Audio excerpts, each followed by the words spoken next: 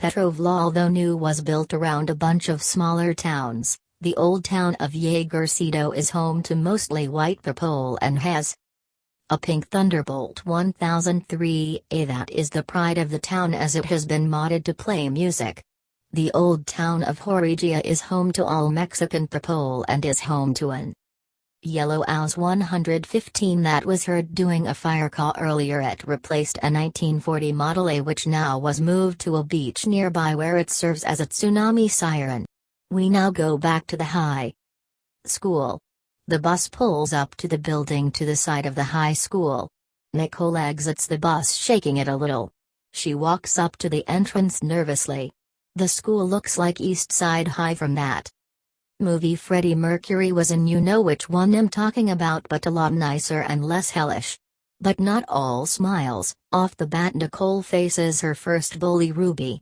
Now Ruby is the complete opposite of Nicole.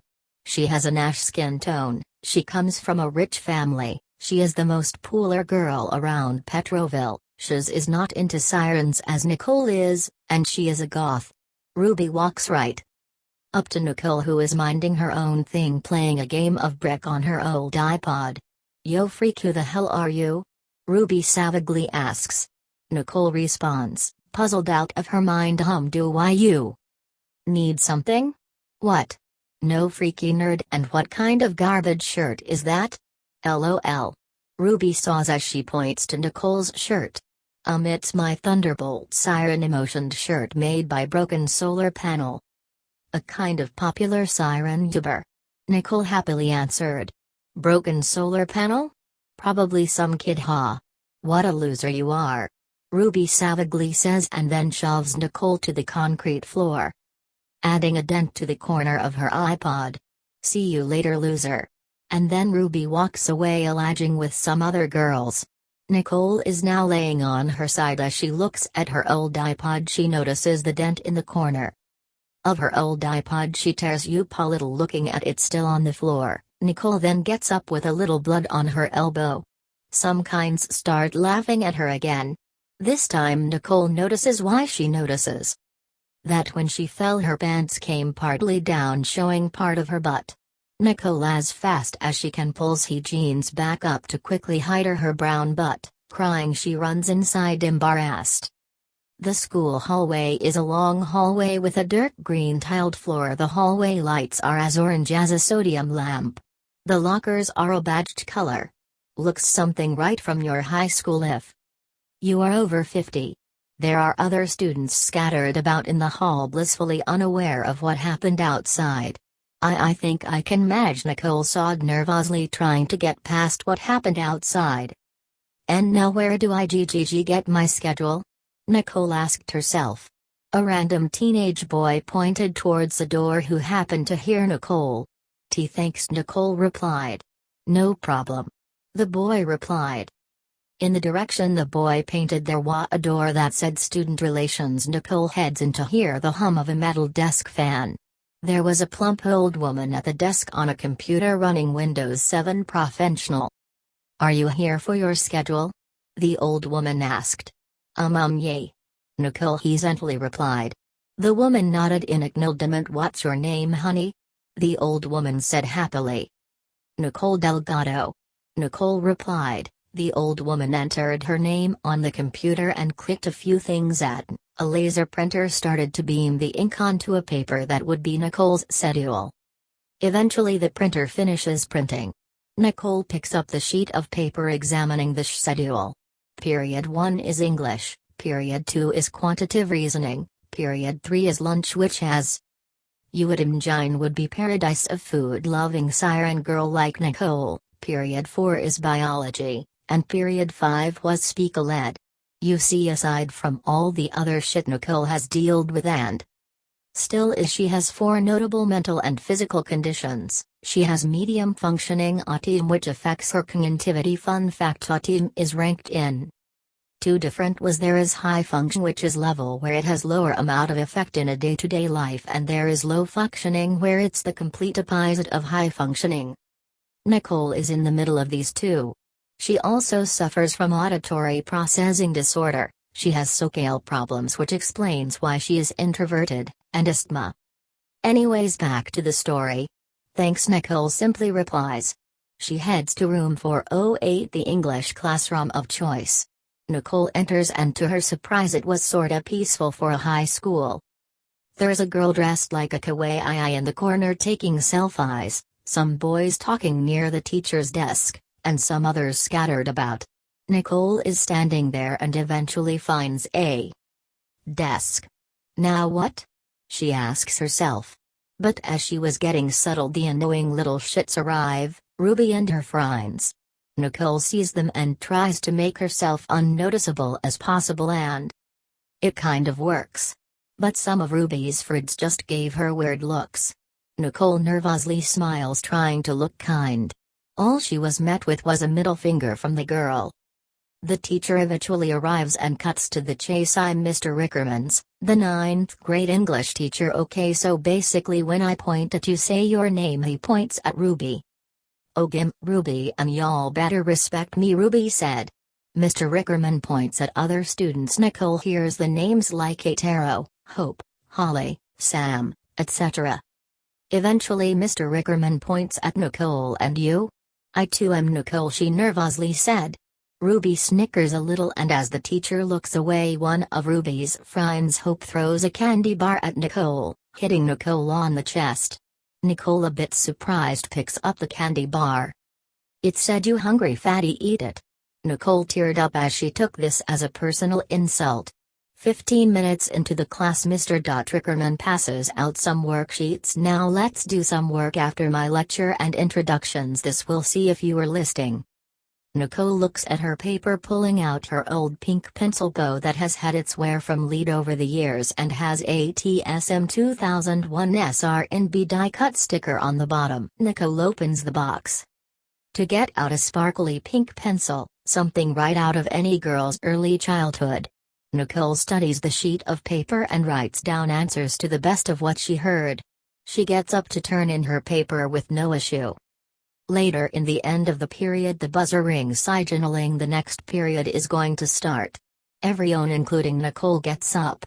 Nicole heads out of the room towards the stairwell in the southwest corner of the school. Shiz goes up, eager to get to her classes. She gets to her math class right as the buzzer rings. In this class there's a goth girl in the back next to Nicole, some buff dudes in the front flexing in front of a group of girls. Eventually the math teacher walks in. She's this pretty Latino woman, wearing a schoolgirl uniform.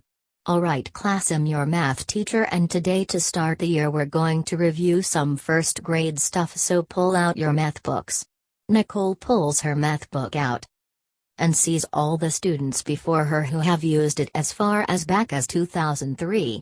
She then opens to page 55 to start her review. She writes her notes. The goth girl whispers, "I'm gonna slaughter you in my dreams," into Nicole's ear.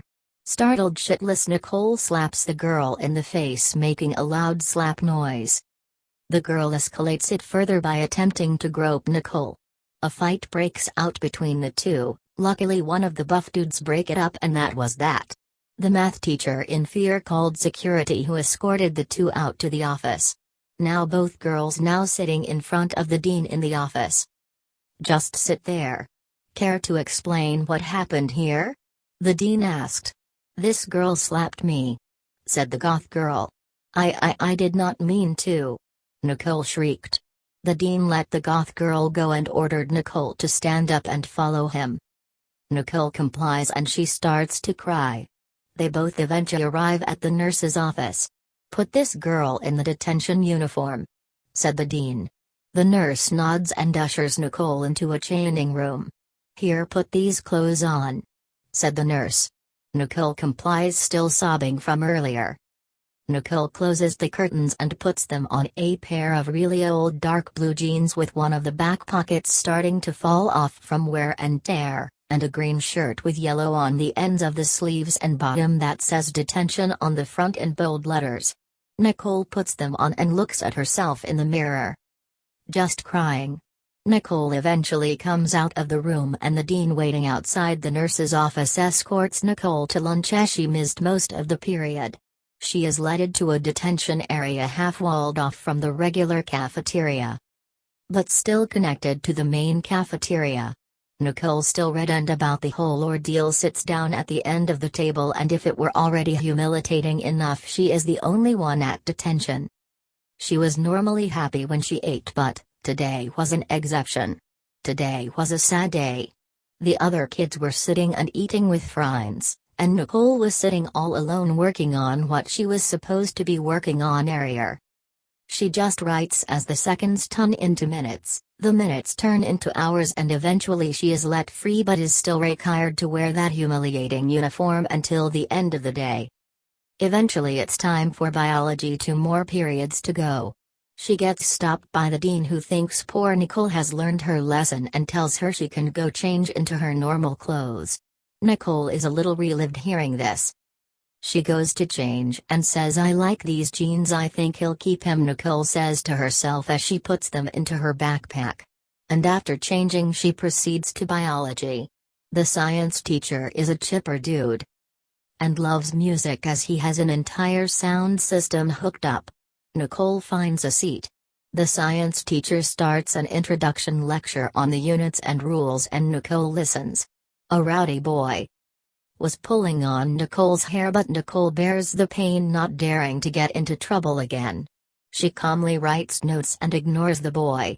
Meanwhile, in the halls, Ruby is planning a welcome party for Nicole. "So, oh my god, are we gonna actually do this?" asked Hope in the most annoying voice ever. "OMG yes Hope, we're so doing this," Ruby replied. Later on, after SoCal skills, the trap was set. As Nicole walks out of the speak-ed class, Hope signals a group of girls holding candy bars, and right as Nicole walked in the right spot, the girls start throwing candy bars at her, causing Nicole to overreact and start to run down the hall. Some kids yelled, "That's how you lose weight, fatty," just for pure amusement. Now outside, Nicole begins to walk, but there's a swarm of people pointing, calling her a fatty, nerd, stupid siren girl, virgin, and some other insults. Nicole didn't run anymore, she just kept walking, taking the harsh beating of Ruby's crowd as she had more tears in her eyes. The bus ride was quiet. Nicole was just so hurt and upset. Not even Eiffel 64 I'm Blue on repeat would cheer her up. She finally gets home. She sees her mother bought her McDonald's for finishing her first day. Nicole was cheered up as her belly rumbled. She ate for 15 minutes, said hi to her mom who was watching TV. She just goes upstairs and boots up her old computer, also from her dad. When Internet Explorer finally loads YouTube, she sees that the video of her beating up the goth was on the front page. She turns off the old CRT monitor and just cries and cries. She eventually turns on her old TV and watches BattleBots. But something else catches her ears, the model mentioned earlier. But she was so upset she did not even get undressed. She just went to bed, and her mom came in later to turn off her TV. That is it for Chapter 1 of Nicole Siren Girl. Will Nicole be able to handle high school? Or will she get swept under by Ruby? Find out in THR next episode, coming soon.